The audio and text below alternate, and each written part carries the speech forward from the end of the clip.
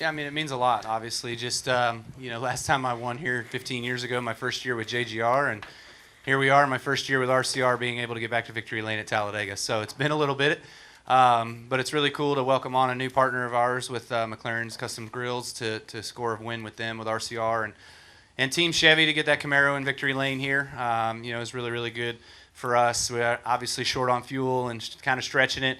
I don't think we would have taken that chance. I probably wouldn't have taken that chance of staying out if it wasn't for the win in Fontana. So obviously that kind of opened up our playbook and really, gave us a chance to be up front, restart up front, and go for a win today. So just being in the right place at the right time. Sometimes you got to be lucky, and it feels good to have that. And I'm sure all of you guys are going to be going to Cheddar's tomorrow for your free tender meal.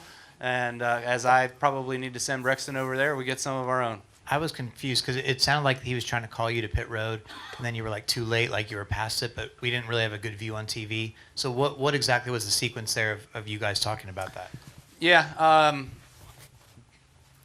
I guess I, on my own mind, was like, there's no way you come to pit road and just throw away your day. Like, your day's done, and we didn't have any stage points, so we had nothing at that point in the race, so I was just like, why not just take the chance? And so he said pit, pit, pit, and I was like, that's a good thing it's too late anyway. I knew I wasn't going to get it in there, but also I wouldn't have anyways. I would have just taken the chance and just said, you know what, roll the dice, let's go. All right, go ahead. Christian Coley, kickingthetires.net. You kind of had struggled at super speedways before you came to RCR. How much has joining RCR helped you kind of gain your confidence and everything as a plate racer? I mean, because of the first two plate races we've had this year, you've been contending for the victories. Yeah, we didn't. I wouldn't say today we contended much. We got up front there for a little bit, and then we came off of pit road really, really good in that second stage, I believe, behind Chase, and the 24 was with us, and then we caught up with the Fords, and then we all got misconjobulated, and it shucked me to the back, so then I was in the back again, and the 9 was able to, I think he won that stage, so that must have been, the finish of stage 2. So, we our average running position and where we ran for most of the day wouldn't have showed that we contended much, but take them as they come, and it was just like a 200-mile-an-hour parade lap. It was just hard to make passes and get enough room in the middle to make a move up the middle, or get enough of a gap to the inside where you can fall in and then try to cycle up and get a gap to the outside and cycle up, and it just was really hard. All right, we're going to go to Steve and then John. Steve Conley, the podium finish. Kyle, you referenced the 15 years in between your super speedway wins. Did you ever feel that Lady Luck was going to shine back on you and have the luck here at the end of the race to survive one of these and be in that position? Well, ever since 2015 struck, I've always just hoped to walk out of a speedway race at the end of the day. So, when you're able to do that, you might as well take solace in it, and it's not a win, but at least you're going home on your own 2 feet. So these races, they're all hard to win, but especially speedway races are hard to win. You got 30 guys out there vying for it as well too that have a legit shot to win, just barring different circumstances. So there were some wrecks in front of us today. We were able to squeak through and not get caught up in it, fortunately, which isn't a whole lot of my luck here, so we'll take this one for sure. And I asked Randall earlier about having a driver that maybe doesn't overrule him on a call, but will actually say, "Hey, look, this is where we're at. We should just go ahead and stay out and go against kind of what he called." And he said it was kind of almost refreshing to have somebody like that. What does that mean to hear that from your crew chief? Yeah, I mean, I didn't really voice that over the radio about, hey, we got to win. We might as well just stay out and ride this thing out. I just thought it in my head. So, but it's cool to work with Randall, and obviously he gives me, a lot of leeway just with my experience and stuff like that and being here. And so, probably a few years ago I would have pitted and just, taken the finish, whatever that might have been. We probably would have been caught up in that wreck, So But when I thought that we'd have a shot for a front row start there at the end, I was like, there's no way we can pit. I mean, if we run out of gas coming off of turn 2 after we take the green flag, so be it, you know. But yeah, just go for it. Roll the dice. All right, John, go ahead. JohnNewbyHeavy.com. When Richard was in here, he said that you're helping build back the organization to where it used to be. Is there a area where you feel like you've made the biggest impact so far? No, not yet. Have you watched our short track program? It's a struggle. So we're working on that. But I've always known these guys have always had good restrictor plate program, and you know, we showed that in Daytona. We were really fast, and it was fun to run as quick as we did with as good as we did with Austin to try to win that one.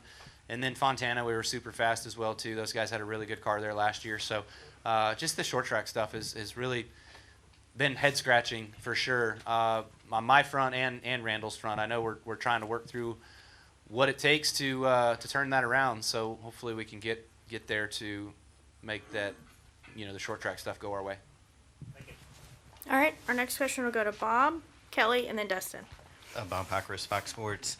So do you consider today, like, do you feel like you did anything better on a super speedway No. today than No. you just got lucky? I got lucky. Okay. Yeah. And do you consider the Blaney Wallace portion of that luck that they, or do you expect that at the end of a race that there's going to be a block and a wreck? Well, so Bubba was pushing me on the restart. He had me squirreled up a little bit down the backstretch, and then we got separated from each other, and then he went back to grab whoever was behind him and brought the momentum back forward. I got out a little too far, and then off of 4, you know, Bubba was coming with a head of steam, and I could have turned up to get in front of him and try to block it, but I'm like, I'm going to get wrecked. You know, my stuff would not take pushes anyways, and so I was not going to put myself in a spot where I was going to try to take one. So I just let those guys go by and just say, you know what, we'll sort it out down the backstretch and see what happens. We got 4 more corners to you know, see what happens in this race, and two and a half more miles. But they got to pushing real hard, and Bubba went to block, and you can't make more than one turn, you know, being pushed, and by the time you make that second one, you're wrecked. All right, Kelly. KellyChronoRacer.com. Kyle, has there been anything noticeably different about super speedway races when it comes to now being in the Chevy camp? Obviously, there's more strength in numbers, which you didn't have at Toyota. Has there been anything noticeable to you, and just how the teamwork is, or when it comes to these races of compared to what you had for so many years? Yeah, we've talked a lot about that, and we've actually worked through some of that stuff. You know, the key partner group had our meeting and stuff on trying to have our 8 guys align and be a part of the deal together. And there was a couple moments today where that really helped, you know, just being able to get down to the bottom, having those guys kind of build a gap so you can get in line before you come to pit road. I thought our pit road execution today was really, really good. We all come in, we do our deal, get into pit road, we ride pit road, we do our stops, we come out. We got really organized really quick. So I thought the overall orchestration of that was really good. I wouldn't say it really materialized on the racetrack a whole lot, you know, with, you know, I saw the Toyota guys, they were, I think, 4 or 5 of them in a row on the outside there towards the end of the race, and we never really showed that, but there was some good cohesion. All right, Dustin. Dustin Long, NBC Sports.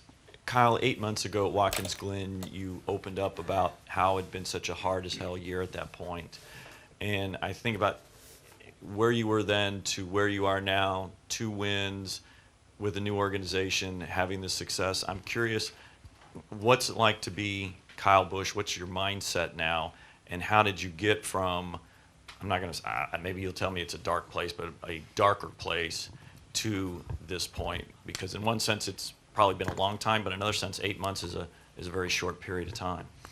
Yeah, just having a good, strong support system. Obviously, you know, Samantha and Brexton, my family first, but then from there, having a great bunch of guys that, you know, I'm surrounded by that you know, when Richard made comment to Randall about there being a chance that I come over there, he was really pumped up about it, and he was really excited about it, and Petrie was as well too. I remember Petrie blowing me up for a couple weeks on phone calls and stuff. So you know, they didn't think that Kyle Busch was washed up or anything like that, and so it was really a breath of fresh air to get over there and get to work. And it's, trust me, I've probably worked harder in this year than I have in the last 4.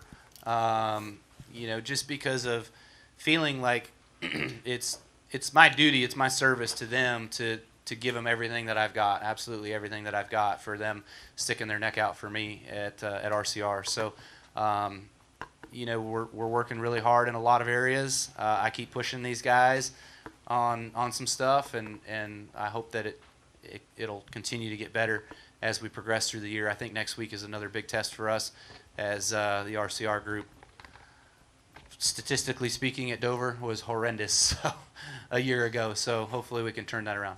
And also, obviously, what you've done in your career, can't be questioned, and you're among the greats. There's no doubt about that. But I'm sure every driver has ego or even self-doubt to some degree. So to be able to get 2 wins so relatively quickly, even though you are Kyle Busch, how important is that to come out of the gate like that? Or what does it mean to you to be able to have done this as opposed to, get your 2 wins at race 25 and 26 or something, have to fight through it? Yeah, right. No, I mean, trust me, I think I said it in Fontana, I'll say it again, the more wins you can get, the earlier you can get them, the better your season's going to go, and the points build up is obviously what you strive for, Winning races in the playoffs obviously moves you through automatically to the next round, so that's a good plus. You get to carry those points that late in the year as well too. But I've always looked at having strong starts to seasons, and that kind of solidifying your base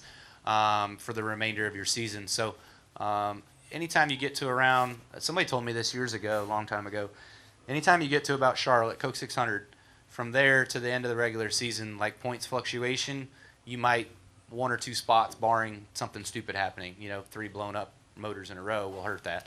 But other than that, just the cycle of racing naturally you'll end up about the same spot. So I always like to be having a good strong start to build that foundation.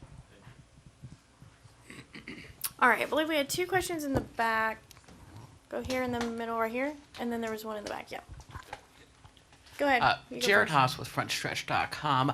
It seems like this new next-gen type of racing kind of more preaches patience instead of more the aggressive style. Do you think this kind of suits you more with the more mature Kyle Busch compared to the older Kyle Busch? And how does What this number Kyle are we talking about?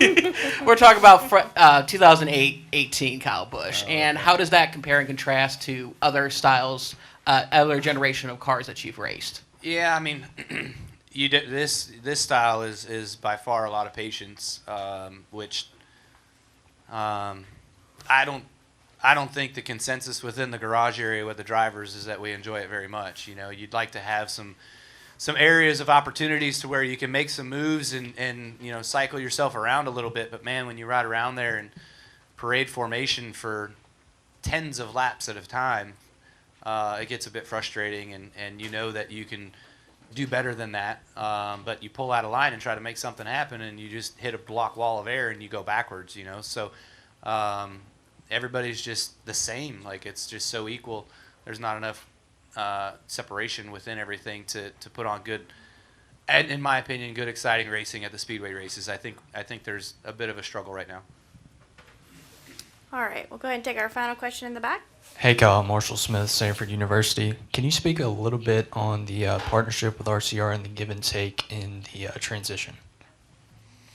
Yeah, to us, with coming on board and being a part of RCR this year, for me, I've had, a lot of great things so far that we've been able to work on and really show some positivity and show some good momentum in a direction that we need for success for this year.